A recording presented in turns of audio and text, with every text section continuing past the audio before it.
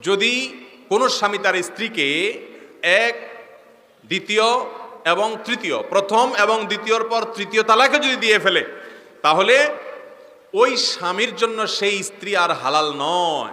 পৃথিবীর সমস্ত হুজুর একসাথ হয়ে যদি ওই স্বামীকে তওবা পড়ায়, তারপরও তার ওই স্ত্রীর জন্য তিনি হালাল হবেন না। এমনকি কাবা শরীফের ইমাম সাহেবকেও যদি আপনি নিয়ে আসেন আর তিনি আইসাও যদি তওবা পড়ায় দেন, তাতে কি হবে না, সংসার আর জোড়া লাগবে। আমি সবসময় বলার চেষ্টা করি, যারা বিবাহিত তারাও শুনে রাখেন, যারা অবিবাহিত তারাও শুনে রাখেন। মনে রাখবেন, দাম্পত্য জীবনে স্বামী স্ত্রীর মধ্যে শত ভেজাল লাগুক, শত গন্ডগোল লাগুক, শত অশান্তি হোক, খবরদার কিছু হলেই তালাক শব্দ মুখে উচ্চারণ করবেন, তালাকের কথা মুখে বলবেন না।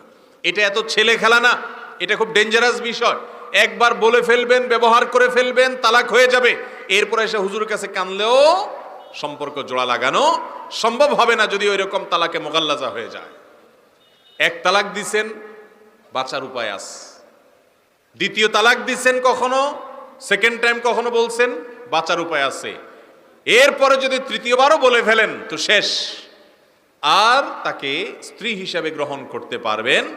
এমনকি নতুন করে বিয়ে পড়ালেও সম্পর্ক আর জোড়া লাগে।